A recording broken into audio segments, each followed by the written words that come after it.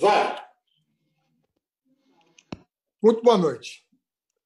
Nesta segunda-feira, eu vou entrevistar um ex-ministro da Saúde, Dr. Arthur Chioro, que foi ministro da Saúde durante o governo Dilma e que está acompanhando a questão da pandemia desde o começo, nos primeiros dias, com quem eu tive a oportunidade, inclusive, de conversar para escrever alguns artigos sobre o assunto na minha coluna da Folha, e que, do meu ponto de vista, foi das pessoas que mais acertou os prognósticos sobre a pandemia no nosso país, à luz da inação do governo Bolsonaro. Dizia já mais de 100 dias atrás, 120 dias atrás, que o Brasil, mantidas aquelas políticas públicas ou a ausência delas por parte do governo federal, o Brasil chegaria a mais de 100 mil óbitos em função exclusivamente do Covid-19. Muito boa noite, Arthur Chioro. Boa noite, Fernando Haddad. Prazer estar aqui com você. Claro que para discutir um tema que nós não gostaríamos, né, porque se trata de perdas muito sofridas para milhares de famílias brasileiras e que não têm encontrado nenhuma dose de compaixão por parte do presidente da República. Como seria diferente se a sociedade brasileira tivesse feito outra escolha nas eleições passadas? Nós, muito provavelmente, estaríamos nos defrontando com o desafio de cuidar da Covid, mas nós teríamos, muito provavelmente, outro desfecho e, pelo menos, solidariedade, compaixão, respeito pelas famílias, pelas vítimas, né? Então, assim, estamos aí, vamos conversar um pouco. Prazer estar aqui contigo. Bom, eu acho que nós temos que explicar um pouco o que já aconteceu, né? Infelizmente, nós temos que prognosticar o que vai acontecer, mas temos que também falar, Chioro, sobre o que nós podemos fazer, né, para ajudar o país na condição de oposição ao governo, mas, enfim, como cidadãos que somos e desejosos de que as pessoas que moram no Brasil, do mundo inteiro, mas os nossos compatriotas tenham um pouco mais de atenção, né, e uma mobilização maior em proveito da vida, né, que está tão sacrificada nesse momento.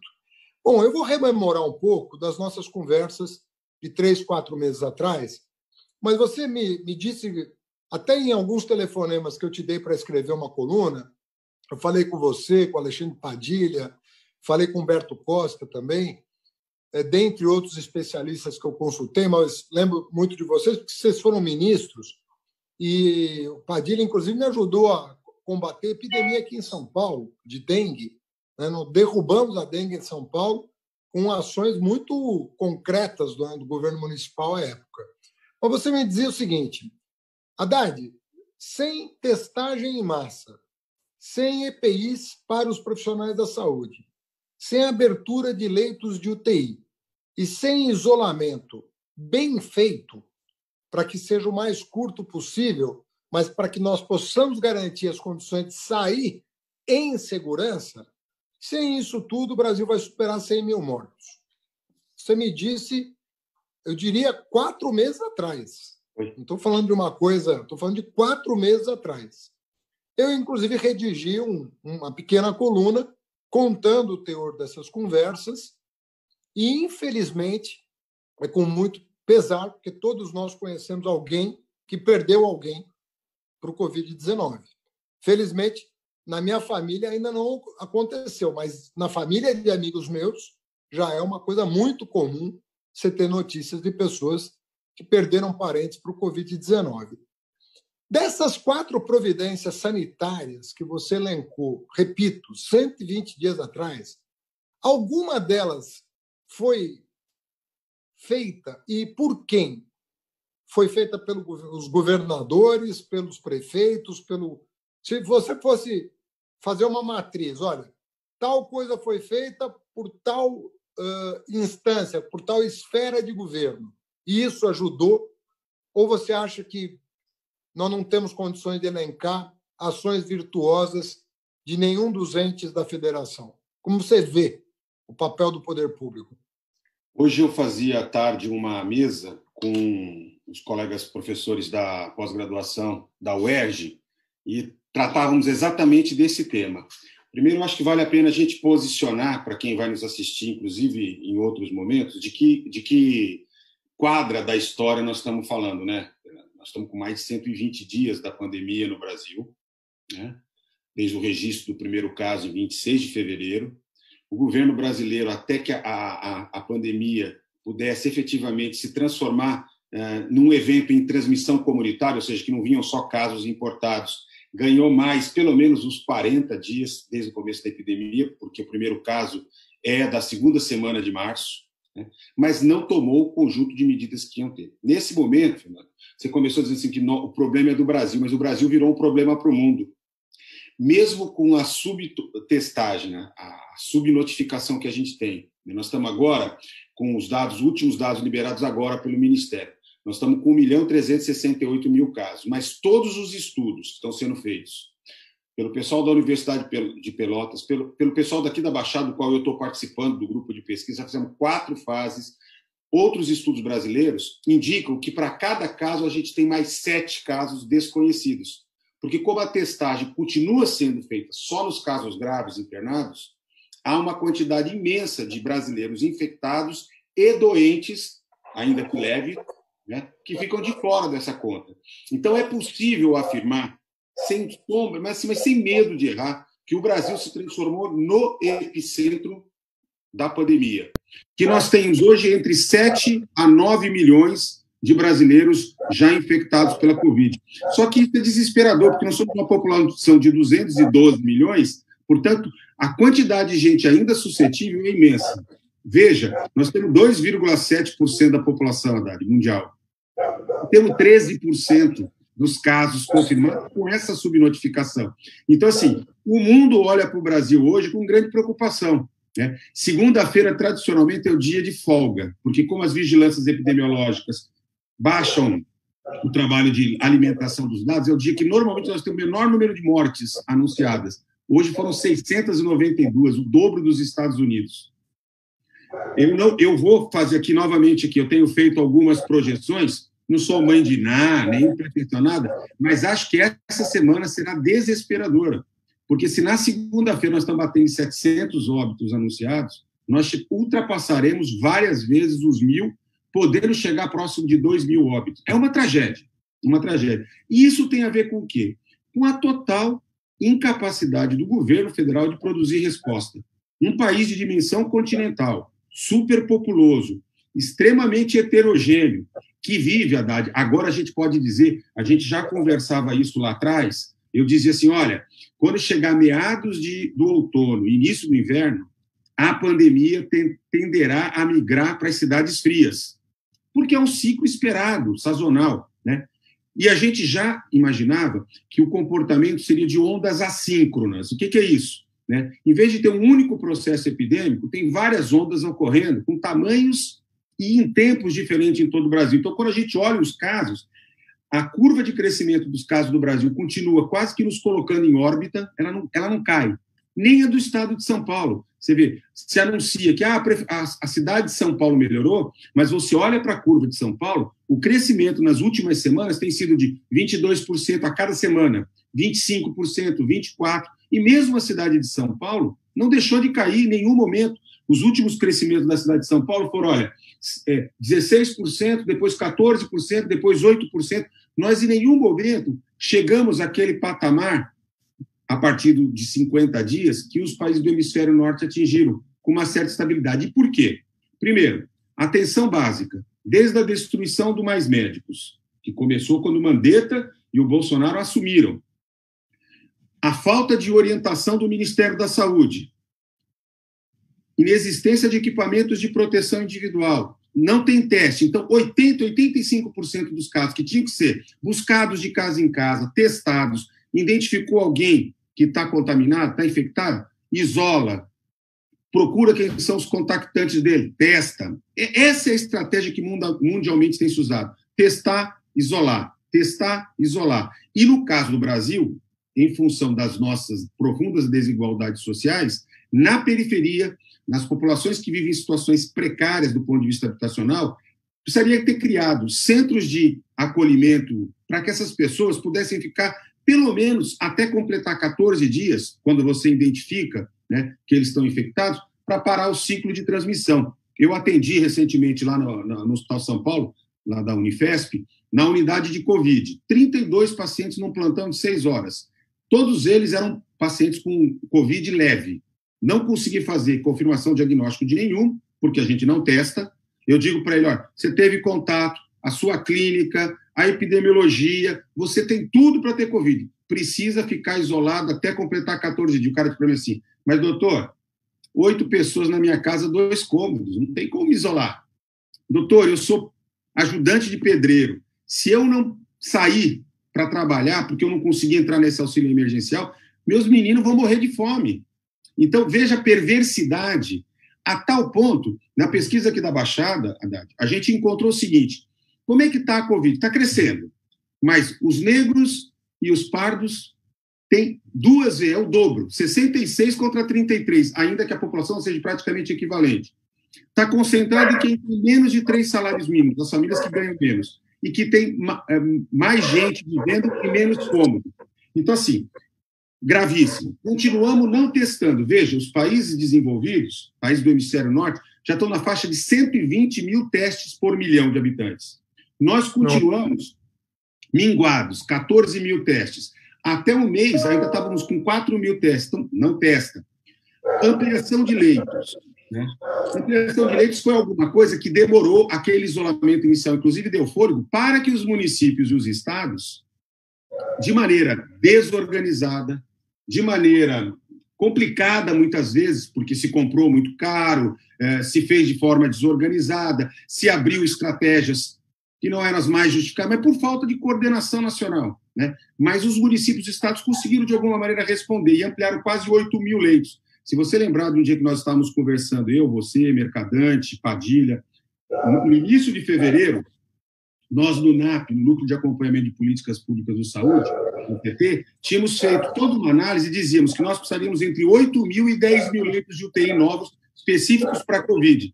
Todo mundo ficava assustado com esse volume, até porque nós temos 14 mil leitos em março, 14 mil leitos para adultos. Mas, pelo menos, foi possível enfrentar, ainda que o governo federal não entrou para corrigir a desigualdade. Então, vou dar o que eu quero dizer. Esses 14 mil leitos que nós tínhamos e esses 8 mil que foram abertos não foram feitos de forma organizada, olhando onde precisa mais. Por isso que nós vimos as cenas de Belém, de Manaus, de Macapá, de várias localidades, inclusive no Rio de Janeiro, reproduzindo aquelas cenas de saturação de serviços, né, sem que tivesse capacidade de garantir uma oferta adequada. Até ao ponto, o desgoverno foi de tal maneira, porque aí tem um capítulo especial que é o Bolsonaro, né?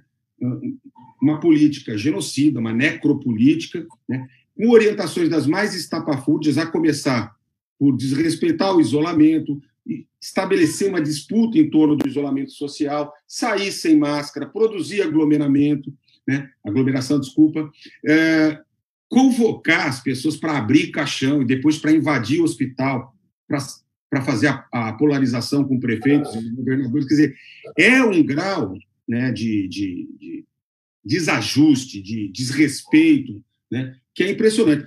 E aí a desorganização total do Ministério. 3 ministros em menos de um mês, né, uma militarização do Ministério com gente absolutamente desqualificada, né, que afronta a capacidade de resposta do país. Veja, nós temos um sistema que se chama único, que precisa de uma coordenação nacional. Né? Olha, a tragédia no Brasil só não é maior, em primeiro lugar, por conta do SUS.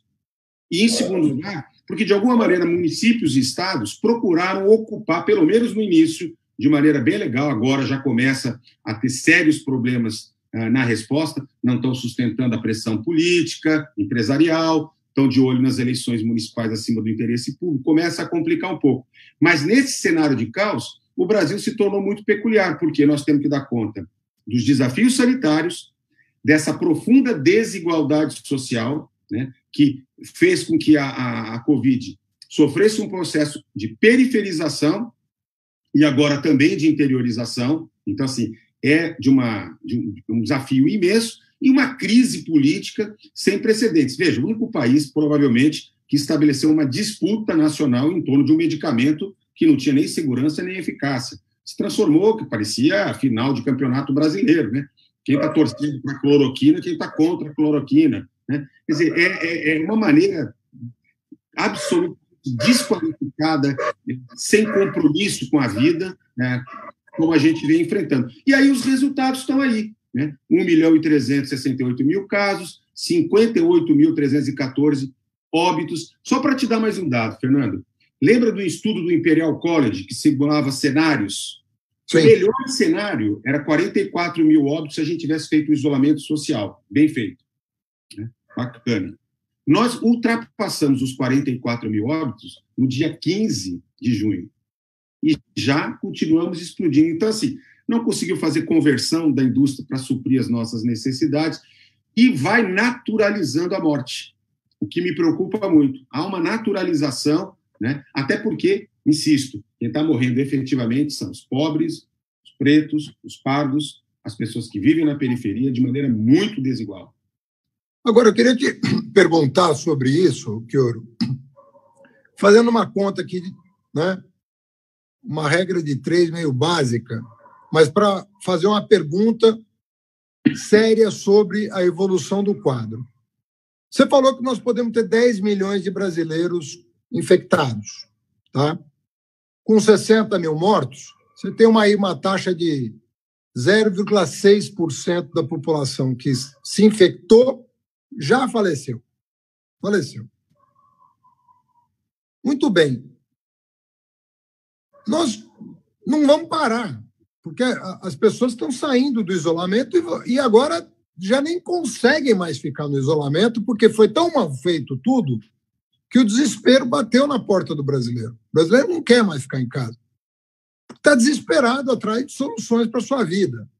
Então, por ter feito mal feito, por ter feito de forma errada, nós vamos comprometer agora as próximas semanas. Só que qualquer pessoa pode pegar coronavírus. Tem 10 milhões já infectados, nós temos mais 200 milhões para se infectar. Isso. Há uma taxa de 0,6% de óbitos, nós estamos falando de 1.200.000 pessoas. A pergunta que eu te faço, por todos nós, amanhã descobre uma vacina, amanhã descobre um remédio, amanhã descobre alguma coisa.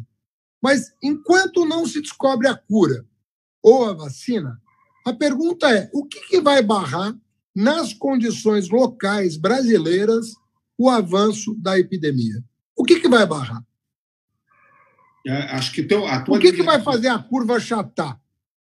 A tua linha de raciocínio está absolutamente correta. Tanto que o cenário pior que o Imperial College estabelecia não chegava de 1.200.000, era de 1.100.000 óbitos. Ele dizia assim, olha, se nada for feito, esse aqui é o risco máximo, 44.000 no piso e no teto 1.100.000 óbitos. Então, a tua linha de raciocínio é essa. Aliás, quando a gente refaz os cálculos, a gente vê que a letalidade brasileira se aproxima da estatística mundial, não é esse absurdo de 5%, 6% da doença. Mas vamos lá, qual que é o risco que a gente corre hoje? A gente corre o risco de uma coisa que na saúde pública a gente chama de endemização. Porque a epidemia, por conceito, é a explosão de casos que atinge um pico e depois volta ao normal, que pode ser zero, né, voltar a sumir, ou pode estabelecer um patamar esperado de casos que voltam no inverno, etc. No nosso caso, com essa situação que eu falei de ondas assíncronas, nós corremos o risco, até o advento da vacina, vivemos um processo de endemização da doença. Aliás, já tem alguns epidemiologistas que já começam a projetar este quadro. Aí, Haddad, eu acho que a gente tem que olhar um pouco para a experiência... Endêmico significa que você vai passando a doença numa taxa estável e as pessoas vão morrendo ao longo do tempo. Ela fica dentro de uma faixa, ela fica circulando dentro de uma faixa esperada. Por exemplo, não serve muito, mas a hipertensão é uma doença endêmica. Existem processos de outras doenças que a gente já sabe, tem um número de casos esperados ao longo do ano. Ele não vai explodir e voltar ao normal, né? a epidemia tem se portado dessa maneira, a Covid, né? Até agora. Nos demais países, é o que eu estava falando, deu 50 dias, estabilizou. Alguns, Austrália, Nova Zelândia, na Coreia do Sul, Singapura, antes. Outros, vou pegar o exemplo de Portugal, Alemanha, Itália, que até tiveram estratégias iniciais diferentes, e isso delimitou o tamanho da tragédia. Itália, Espanha e Inglaterra, maior, Alemanha, Portugal, mais baixa, mas todos eles, com 50 dias, entraram num platô de estabilização. Olhando para a experiência, porque, assim, acho que a gente não pode desprezar, tem que singularizar, customizar para a nossa realidade brasileira, mas precisa olhar o que deu certo. O que eles fizeram? Eles chegaram a um determinado momento, perceberam o seguinte, precisava fazer o isolamento no nível mais elevado possível, o que eles denominaram lockdown, né? Fizeram, em algumas regiões, são países menores, depois fizeram no país inteiro, né? Testagem, identificação, isolamento, né? E com isso, fazendo isso 3, 4 semanas bem feito, você consegue diminuir a taxa de transmissão da doença de 1,8, 2 ponto qualquer coisa, né? Ou seja, cada paciente infectado transmite a doença para mais 1, 2 pessoas, então ela continua crescendo, né? A cada ciclo é exponencial o crescimento. Quando a taxa cai abaixo de 1, em 2, 3 semanas, ela estabiliza. Ou seja, o isolamento bem feito. O que aconteceu no Brasil? Eu vou dar o exemplo do estado de São Paulo, né? O nosso governador se portou que nem um leão bravo. Ciência, medicina, rugindo forte, tal, fecha tudo. E ao invés de olhar para o Estado, né, do jeito que ele precisava ser posto, decomposto em regiões de saúde. Nosso Estado, para efeito de planejamento, já é dividido em 63 regiões. O Brasil tem 438 regiões de saúde consolidadas. A unidade de planejamento, de monitoramento, teria que ser ou a região ou aglomerados regionais. E alguns precisavam fechar logo de casa, por exemplo, Guarulhos, Santos e Baixada, São Paulo, Rio de Janeiro, Recife, Salvador, Manaus, que é por onde entrou, né? E outros lugares precisavam monitorar, testar, monitorar, para decidir o momento de começar o isolamento. Exatamente para não ter essa saturação que você está falando, que é uma saturação da economia, do desemprego, da expectativa de vida das pessoas, né? Que a vida mudou completamente. O que aconteceu aqui? Aqui todo mundo entrou, foi chamado, aquela polarização, né? Entrou todo mundo ao mesmo tempo, sem comando, sem organização, sustentou durante um tempo, e isso foi fundamental para dar tempo, inclusive, dos serviços de saúde se estruturarem um pouquinho melhor, para evitar uma tragédia ainda maior, até porque, vamos lembrar, o SUS vem de um desfinanciamento de 3 anos, desde a emenda do teto, foram 22 bilhões e meio a menos, né? Mas a gente agora vê que os motivos que estão levando prefeitos e governadores, que até se posicionaram relativamente bem no início da campanha, se contrapondo ao negacionismo do Bolsonaro, começar a subverter a ordem e começar a encontrar argumentos pretensamente técnicos para justificar a desmobilização onde precisava segurar. Então, eu vou te dar um exemplo concreto. A cidade de São Paulo, se segura mais 2 semanas bem feito, a gente entra no patamar que daria para ir para a flexibilização do isolamento. Agora, não dá para imaginar, eu não consigo conceber, você que foi prefeito da maior cidade da América Latina, pode dizer se eu estou errado ou não, porque assim, eu sou nascido e criado em Santos. Santos é uma ilha cercada de águas por todos os lados. Eu não sabia que a cidade de São Paulo também é uma ilha cercada de água, porque não considerar as regiões do ABC, de Guarulhos, de Osasco, etc., né, me parece absolutamente equivocado. A outra coisa é flexibiliza, atendendo os interesses de expressão de empresariado, etc., né, sem tomar cuidados básicos. Veja, depois dos serviços de saúde, os transportes de massa são reconhecidamente o segundo lugar mais importante em termos de infecção. Quando a gente nota o que aconteceu, sequer colocaram frota total na rua ou aumentaram a frota de ônibus, metrô, trem, van, né? Não criaram medidas de sanitização, de higienização. Ao invés de estabelecer horários esparçados ao longo do dia para atividades econômicas, para diluir, não tanto no transporte de massa como o aglomeramento no comércio, concentrou o comércio num único... Quer dizer, tudo absolutamente equivocado, Fernando. Quer dizer, as medidas que foram sendo tomadas são, assim, jamais nenhum país que deu certo tomou a medida de flexibilizar na alta. Como a gente não tem vacina, não tem um medicamento antiviral, né? As medidas efetivamente eficazes, que tem se demonstrado na experiência internacional, são as não medicamentosas. Ou seja, isolamento, uso de máscara e uma disciplina na maneira de produzir a flexibilização, testando, indo acompanhando, revertendo, se for o caso. A gente tem acompanhado o movimento de outros países, né? Todo mundo com medo da segunda onda. Aqui a gente vê as autoridades falar de segunda onda, quando a primeira ainda está toda.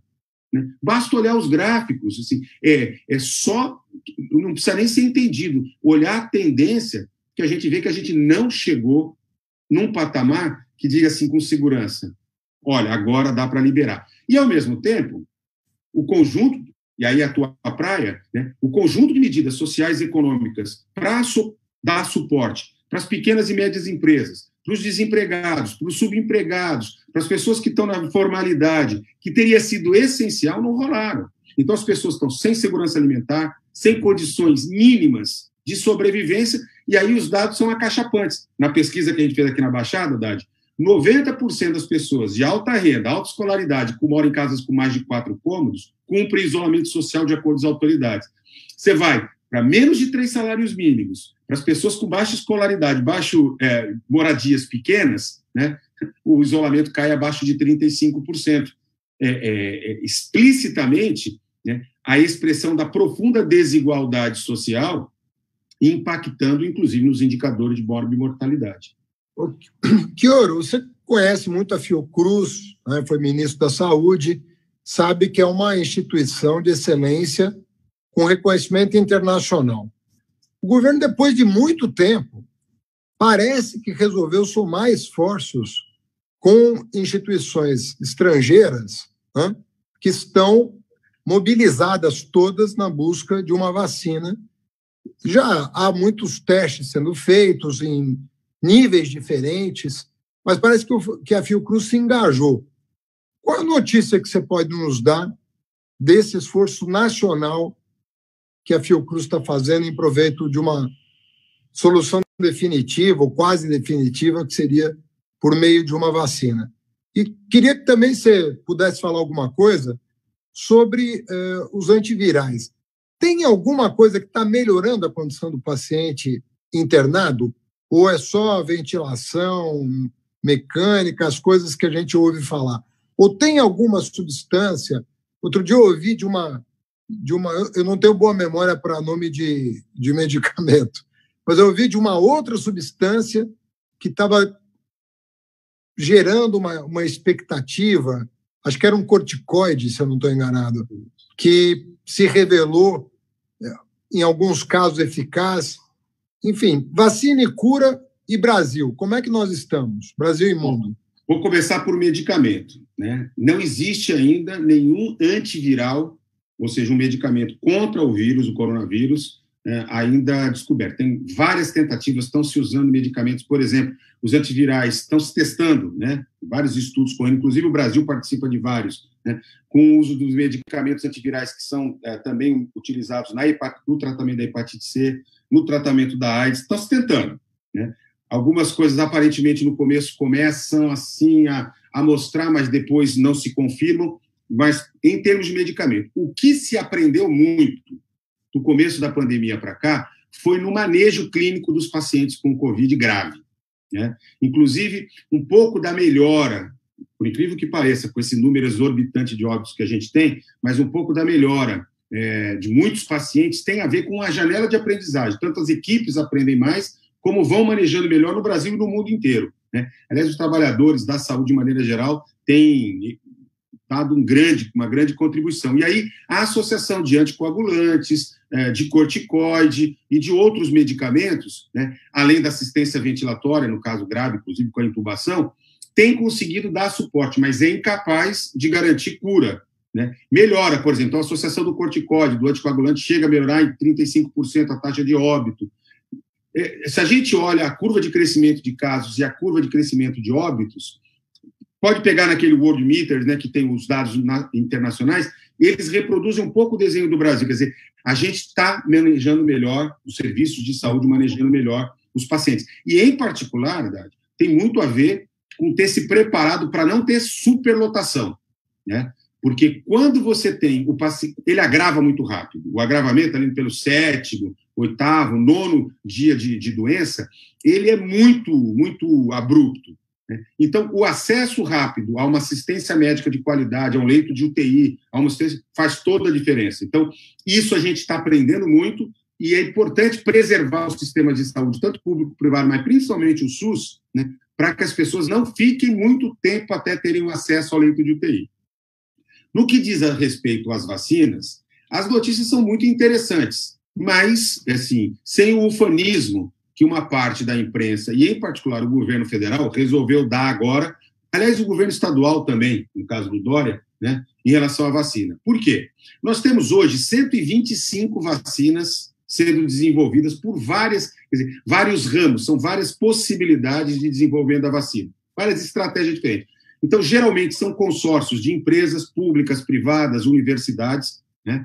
Dessas 125 vacinas, nós temos pelo menos 10 delas em estágio bem avançado, já indo para a chamada fase 3, que é a fase do, vou usar uma expressão para ficar simples, a fase do test drive, né? É a fase em que vai se estudar, fazer um estudo com muita gente, em muitas partes do mundo, um estudo duplo cego, né, em que uma parte das pessoas recebem a vacina, né, e a outra parte recebe ou uma outra vacina ou um placebo. Normalmente é uma outra vacina. Uma vacina que não tem no país, mas que não tem nenhum efeito para poder... Nem o paciente sabe, nem quem aplicou sabe quem está tomando. Só o terceiro que tem o controle e tal. Então, para poder acompanhar, às vezes, no caso da vacina, é preciso 3 a 5 anos de observação para saber se ela de fato funciona ou não, se ela provoca ou não capacidade de reação do organismo. Mas, de maneira geral, a gente precisa, para uma vacina como essa, 1 ano de observação dos grupos populacionais. Já não é mais ver se ela funciona em animais, já não é mais segurança, elas já foram pré-testadas em grupos pequenos de pessoas, mas agora vão para grandes volumes de pessoas. E o Brasil, por ser epicentro mundial, né, por ter universidades potentes como a Unifesp, a USP, a Unicamp, né, universidades, enfim, várias universidades públicas, né, sempre as nossas universidades públicas no pedaço, por ter Fiocruz, por ter Instituto Butantan, que são instituições de excelência, foram requisitados para serem parceiros. Então, o que a gente tem? Nós temos hoje 2 a 3 vacinas que estão mais promissoras. Uma delas é a vacina produzida em parceria pela Universidade de Oxford com 2 empresas, uma empresa britânica, a AstraZeneca, né, que já iniciou o teste de vacina no mundo inteiro e no Brasil, quem está fazendo é a Unifesp, a Universidade Federal de São Paulo. Essa vacina, ela funciona com base num vetor viral.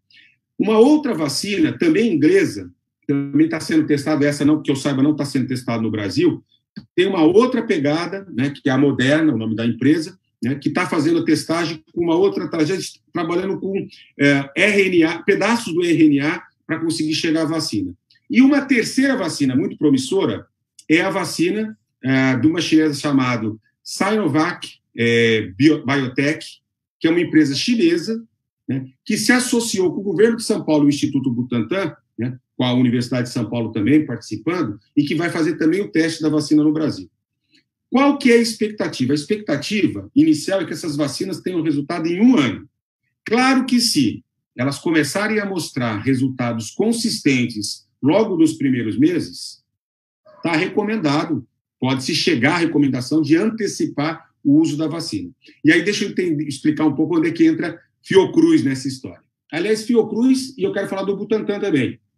Quando começou o governo Lula, você vai lembrar bem que você estava no Ministério da Educação nessa época, as universidades públicas, os equipamentos do SUS e os nossos institutos públicos estavam completamente arrebentados.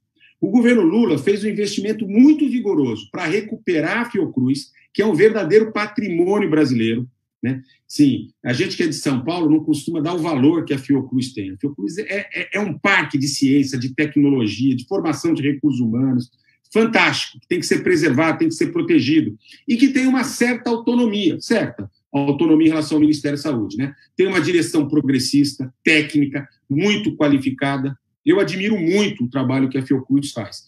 E graças aos investimentos que foram feitos no governo do Lula, a Fiocruz conseguiu construir uma fábrica de vacinas que, inclusive, dá conta de fazer a vacina do H1N1 para todo o país, de 2009 para cá.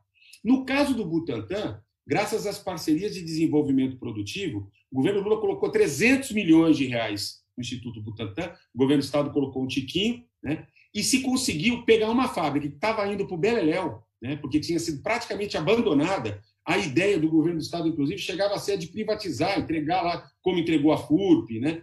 Arrebentar com o Butantan, e se conseguiu recuperar a capacidade de produção. Tanto que, por exemplo, o Instituto Butantan, nessa parceria ministério, conseguiu passar a produzir a vacina contra o HPV. Por que isso é importante?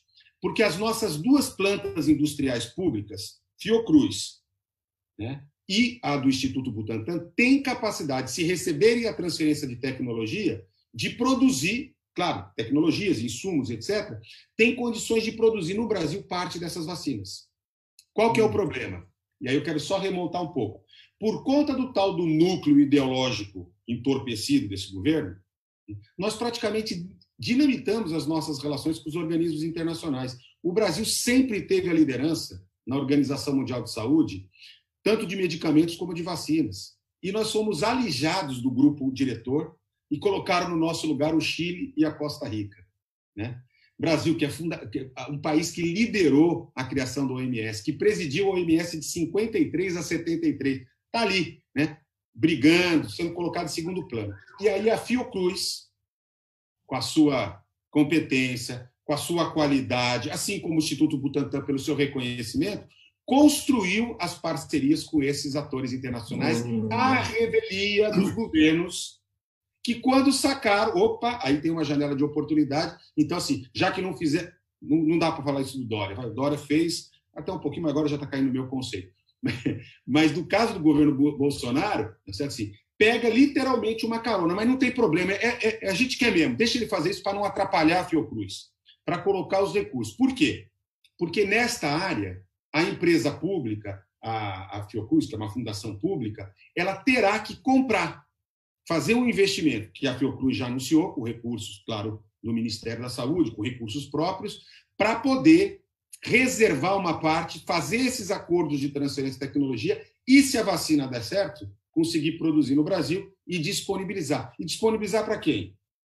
Profissionais de saúde, em primeiro lugar, os idosos, as pessoas que têm comorbidade, aqueles que não tiveram ainda. E aí testar é importante até para saber quem tem que ter prioridade. Lembra dos 12 milhões? Esses não vão precisar no primeiro momento da vacina, vão priorizar para quem precisa. Agora, o mundo tem um problema, Fernando.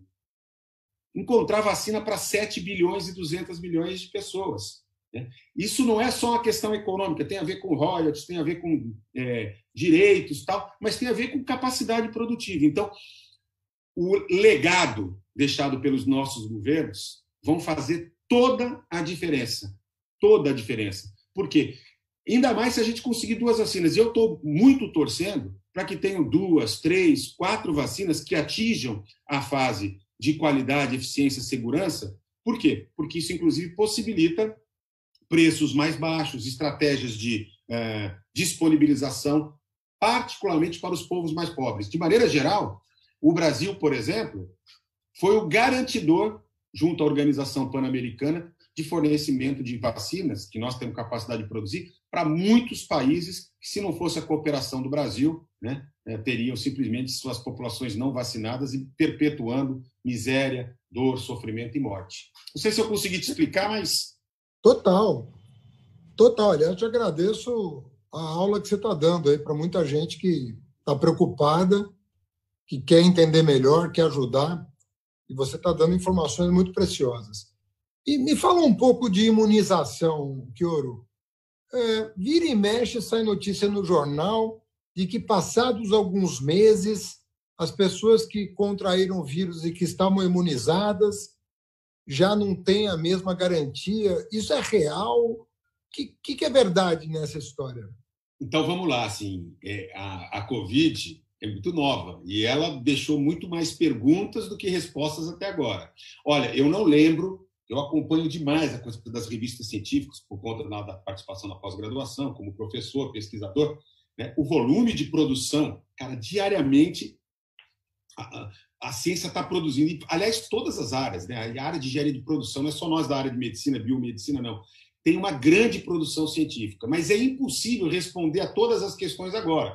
Então, por exemplo, tem muitos pacientes graves que se recuperam e ficam com problemas importantes do ponto de vista respiratório, né? As pessoas dizem assim, mas será permanente? Será uma sequela, né? Uma sequela, um problema residual permanente? Ninguém sabe. É possível que haja recuperação. Então, nós vamos ter que esperar. Num determinado momento, começou a dizer, olha, as crianças no Reino Unido, que tiveram logo no começo, começaram a ter determinadas síndromes neurológicas. Então, muita coisa terá que ser estudada.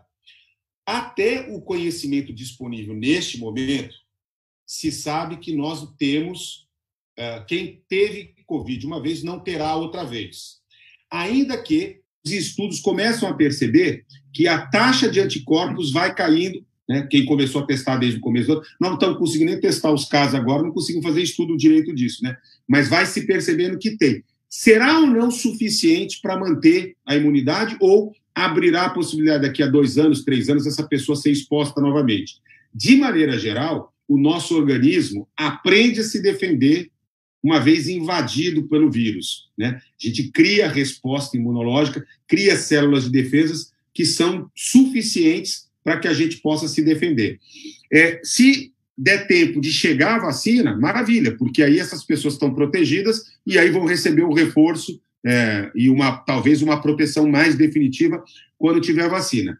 Agora, o que a gente sabe é que ela, estranhamente, diferente do que se imaginava, não teve aquele tal de imunidade de rebanho que se imaginou. Quem lembra do Osmar Terra, né, deputado, fazendo a projeção que no máximo 4.000 óbitos nós teríamos, né, e qualquer um, em sã consciência, podia olhar e dizer que aquilo era um absurdo, é porque ele trabalhava com o pressuposto de que haveria uma infecção em massa da população, né, isso geraria uma quantidade imensa de pessoas infectadas, chegando a 60% a 70%, aí, naturalmente, a própria doença perde a força de transmissão. Se você vai lembrar, né, quando a gente era pequeno, quando eu tinha uma criança com sarampo, os avós, os pais da gente levavam para ter sarampo junto com os primos. Tinha cachumba, punha junto com a molecada, que era para todo mundo ter junto. Não sei se você lembra um pouco dessa tradição das famílias, né? Era um pouco essa ideia. Então, pega logo agora que você está saudável, né? Mas, de qualquer maneira, isso não ocorre com a Covid. A Covid tem as suas peculiaridades.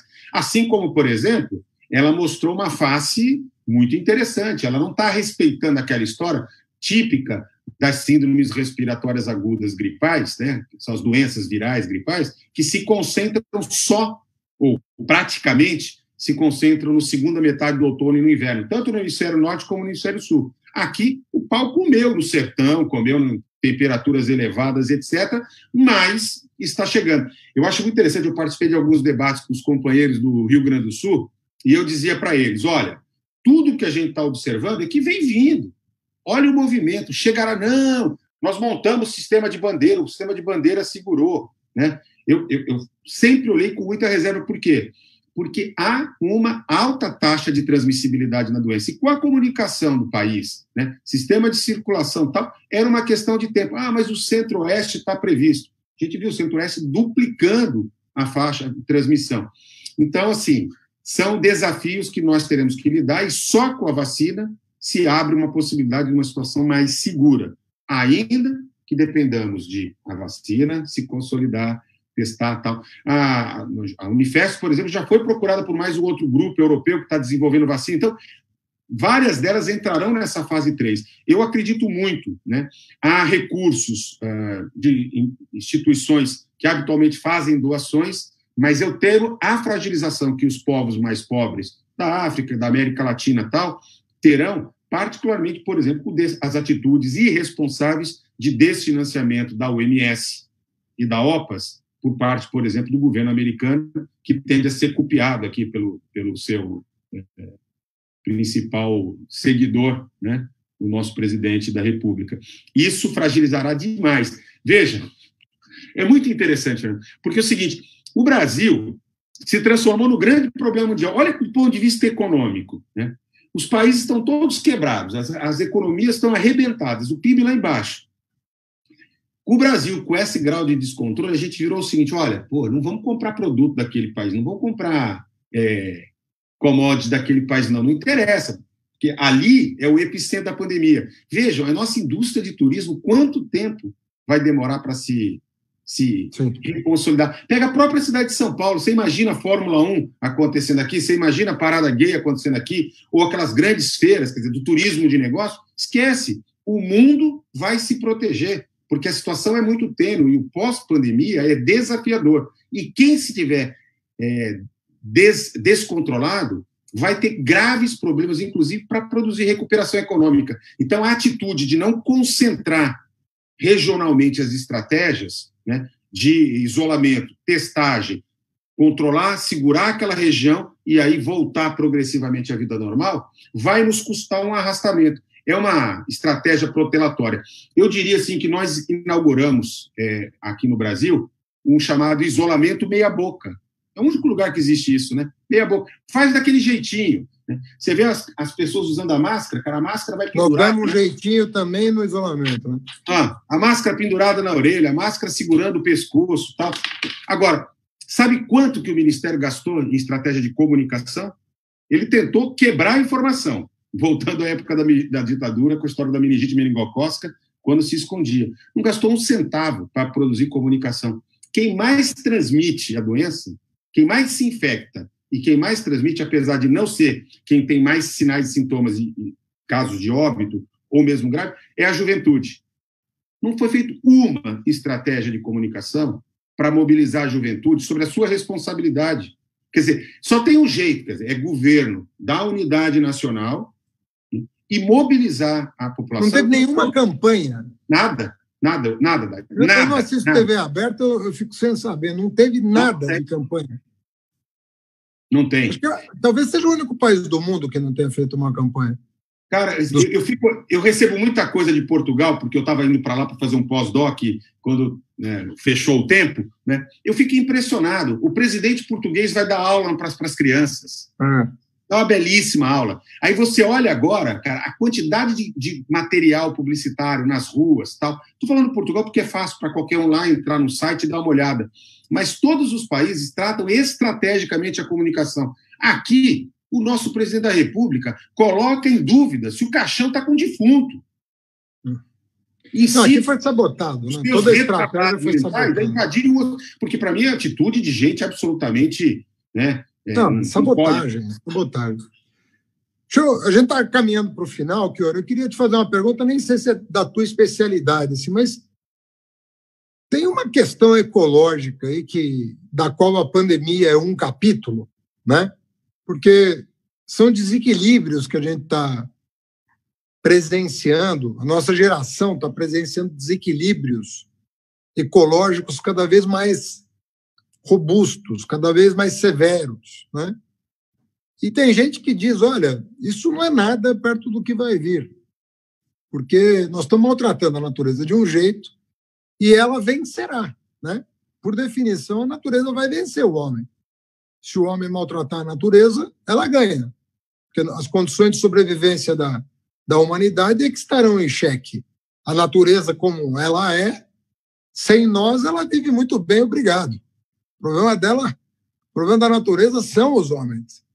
Né? Isso que a gente não conseguiu entender até agora. Né? Que a gente tem que cuidar da nossa casa, porque ela cai na nossa cabeça. Não é verdade? E essas pessoas que estão falando da questão climática estão dizendo, olha, essa questão da pandemia é só um aperitivo do que esses desequilíbrios ecológicos vão acarretar. Então, eles falam, olha, a pandemia começou com a domesticação de animais, lá atrás, 10 mil anos. Né? Começou a domesticar animais e aí você vai perdendo o controle dos ecossistemas. Tudo vai mudando. Né? E o ser humano, quando chega na gente, né, é que vira um problema para nós, né? Porque enquanto está no mundo animal ali, não chegou no humano, nós estamos sossegados. São inúmeras as epidemias dos últimos 20 anos já. Essa é só mais uma.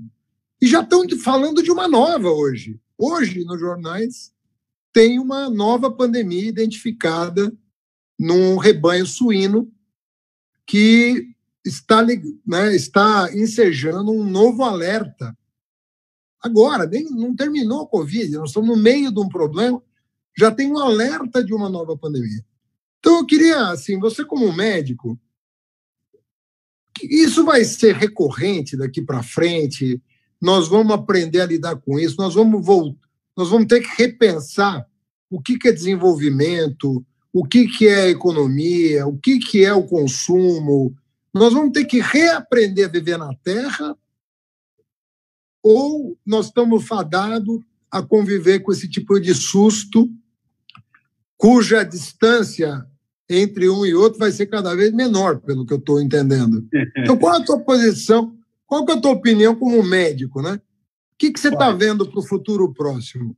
Eu sou um médico sanitarista, né, um professor da área de saúde coletiva, então não tem como fugir desse debate, porque esse é o debate. Nós temos uma concepção de que a saúde não é apenas a saúde e a doença, não são fenômenos apenas meramente biológicos, eles são social, histórica e politicamente determinados. Né? Nós temos determinantes sociais para o processo de saúde, eles são muito claros. Eu vou te dar um exemplo. Século passado, nós tivemos 2 pandemias, a gripe espanhola e depois da Segunda Grande Guerra Mundial, em 1953, 54, uma epidemia por coronavírus. Em 20 anos do século XXI, nós já tivemos 5 pandemias. Né? Os cientistas, de maneira geral, todos já vinham programando, já vinham trabalhando com a ideia de que nós enfrentaríamos, de alguma maneira, isso. Né? Só que, e aí acho que tem muito a ver com o modelo econômico, né? O mundo globalizado, transportes e comunicação em massa, né? Uma circulação com uma rapidez impressionante e uma degradação do meio ambiente, quer dizer, uma matriz energética perversa, né? Uma maneira de se apropriar e transformar a natureza absolutamente predatória, ela implica num desequilíbrio. Né? Nós temos uma dimensão que eu acho que enquanto a humanidade vai ter que se deparar, que é a relação entre o necessário e o supérfluo, né? E a profunda desigualdade, porque também tem, né, a degradação ambiental está intimamente ligada com a desigualdade. Hoje se tem uma aposta entre os cientistas, que dada, inclusive, a riqueza da biodiversidade que nós temos na floresta amazônica e a degradação acelerada que a gente vive, né, há uma grande possibilidade de uma pandemia, uma nova pandemia, emergir do Brasil, né, exatamente pelo descontrole ambiental que a gente passa a viver. Né? Você fala da Amazônia, por exemplo? Da Amazônia. Pode dar origem a uma pandemia brasileira. Sim. Olha, a aposta... Tem algumas apostas que são meio óbvias do ponto de vista da probabilidade. Né? Dizer que uma doença viral viria da China, né, com o tamanho da população chinesa, é uma chance grande da gente acertar. Não é caro ou coroa, mas é quase 1 para 4. Né, pelo tamanho da população e pela degradação ambiental da China. Vamos lembrar que a China é um país que desenvolveu um modelo econômico também muito complicado do ponto de vista da natureza. E o Brasil caminha pela sua dimensão continental e pelas condições com que a gente vai degradando, né, a vida, e em particular na floresta, com grande chance. Né? Porque é o seguinte, no que diz respeito às zoonoses, elas, de maneira geral, respondem agressivamente à ocupação do território da vida natural, né? Quer dizer, somos nós que entramos, degradamos, mudamos as condições e vamos criando as condições propícias. Eu acho que alguns aprendizados a gente tem que ter no enfrentamento do mundo pós-pandemia. Um deles tem a ver com essa dimensão que nós estamos conversando. Quer dizer, não dá mais para tirar da equação a questão do desenvolvimento sustentável. Eu acho que essa é uma questão que tem que ser colocada em primeira ordem quando se diz sobre o futuro da Terra. O segundo tema diz respeito exatamente ao enfrentamento da desigualdade e essa relação entre necessário e supérfluo. Não dá para continuar tendo desperdício de água e gente morrendo de sede, desperdício de alimento e gente que não tem o mínimo para comer, as questões que envolvem moradia, enfim, reaproveitamento da nossa matriz energética e assim por diante. Mas tem duas outras coisas que eu acho que vêm para ficar, pelo menos no debate internacional, porque no Brasil nós estamos praticamente interditados, né, por essa mente genocida que nós temos aí atuando à frente da presidência da República. Uma delas é a importância do sistema de ciência e tecnologia.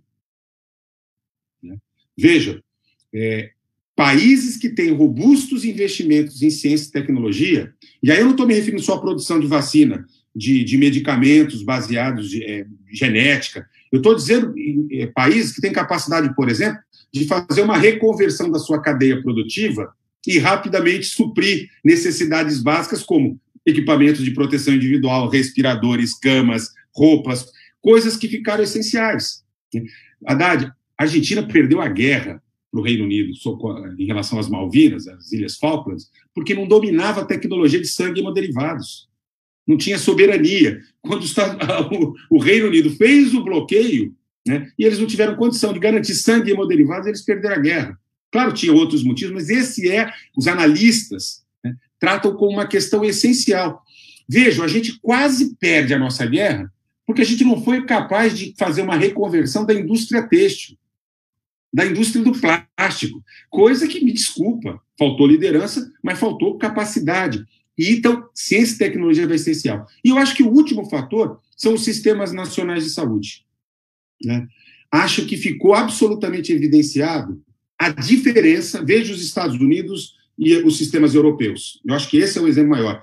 Os sistemas europeus já controlaram, de alguma maneira, a Covid, né, com perdas, mas muito menos substantivas do que aconteceu nos Estados Unidos, que tem um sistema meramente de mercado. Então, países que tiverem sistemas nacionais de saúde públicos, com capacidade de executar ações de vigilância e de cuidar da saúde, né, se mostraram absolutamente necessários. No Brasil, a gente tem o SUS, felizmente, um patrimônio nacional, mas esfrangalhado, né, pelo desfinanciamento, pelo descaso, né, pelo descompromisso que marca a gestão aí a partir do golpe de 2016. Mas é imprescindível que a nação brasileira também faça essa discussão, né? E acho que o último aprendizagem é que, assim, não existe desenvolvimento econômico sem saúde. Não existe saúde sem riqueza, sem emprego, sem renda, sem moradia. Então, assim, essa íntima ligação entre essas duas agendas, só na cabeça do Bolsonaro é que podem viver de forma dicotômica. E a dicotomia dele tem tudo a ver, né? Eu, particularmente, por exemplo, tenho uma tese do porquê que o Ministério da Saúde foi militarizado e está lá com o general interino há tanto tempo, né? Uma hipótese menor, né, é guardando o espaço para alguém do Centrão caso role o impeachment. Mas eu acho que a fundamental é colocar alguém que bata a continência, Haddad, para poder manter a política de austeridade e não gastar os recursos e manter exatamente a lógica da emenda do teto. Veja, foram 38 bilhões e meio liberados pelo Congresso Nacional, com todo esse esforço, para ser aplicados no SUS. 11 bilhões gastos até agora. Mais ou menos é a mesma coisa, né, na relação de gastos que foi feito para pequenas e médias empresas e para os auxílios emergenciais para a população pobre do país. A mesma lógica econômica imperando. E veja, no orçamento do ano que vem, volta, tira 30, 35 bilhões, não vai voltar, só o que foi remanejado por menos, ou seja, volta para o orçamento anterior. Então, nós vamos, muito provavelmente, se não tomarmos cuidado, não tivermos o afastamento do presidente e a mudança da ordem econômica, a superação, como estava no teu programa, desse patamar de congelamento de gastos e investimentos em níveis aceitáveis, suficientes, para montar uma capacidade de resposta, nós vamos continuar depois percebendo, puxa vida, a nossa economia não cresce, mas tem a saúde como um dos principais elementos de interdição do desenvolvimento econômico e social. Então, esse debate está colocado. Eu tenho visto intelectuais, inclusive, se aproximaram um pouco da ideia, né, da defesa do SUS. Você sabe, eu não sou economista, mas você sabe, né, que nessas horas muita gente vira keynesiano, né? Larga um pouco da escola de Chicago, toma um banhinho e tal. Não vira um chupiteriano ainda, não, porque é muito para eles, né? Mas eu já vi vários deles assim, que agora tem que fazer investimento, mas passada a crise tem que voltar a fazer a contenção do gasto. Ou seja, é não entender, né, o que está acontecendo, não entender que essas vidas perdidas são desnecessariamente... Claro, não estou dizendo que não teriam mortes no Brasil, mas não nesses patamares, né, e muito menos com essa insensibilidade, né, com esse desprezo pela vida. Eu escrevi um artigo agora para a Universidade do Chile, para a revista deles, né? E fiquei pensando qual que era o nome que eu ia dar. E eu coloquei o nome do título assim: Covid e Necropolítica. Brasil, um estudo de caso. Porque, assim, quem não entendeu o que é necropolítica, toma o Brasil como estudo de caso. Cara, é impressionante. A gente vai entender claramente que umas vidas importam e outras não. A Casa Grande disse assim: Senzala, volta a produzir, que eu vou ficar protegidinha no home office, vou ficar protegidinho no meu carro com ar-condicionado, e você vai no trem, você vai no metrô, você vai no ônibus. Isso é que eu chamo assim, de não ter percebido a chance histórica de mudar o rumo. Mas nós vamos mudar esse rumo, né? Nós vamos ter que dar um jeito de mudar isso. Estamos mudando, né? Uma história que vem de 1500, nós estamos mudando, né? Mas, infelizmente, só por 12 anos o povo brasileiro sentiu o gosto do que é ser tratado como cidadão, independentemente de classe social, da cor da pele, do gênero, do que quer que seja, né? Mas, enfim, uma hora retomamos a nossa trajetória, o nosso destino. Eu conversei nessa segunda, aqui ao vivo, com Arthur Quioro, ex-ministro da Saúde, que deu uma aula aqui para a gente sobre todos os assuntos envolvendo a pandemia. Te agradeço muito, Quioro, a disponibilidade de ter nos atendido. Espero que quem tenha nos assistido tenha aprendido um pouco mais, saia mais preparado para enfrentar os desafios aí que o Brasil está vivendo. E na próxima segunda-feira, sempre um convidado dessa qualidade aqui na UOL TV, nas redes sociais, segunda-feira, 20h. Painel Haddad. Obrigado, Quioro. Boa noite a todos.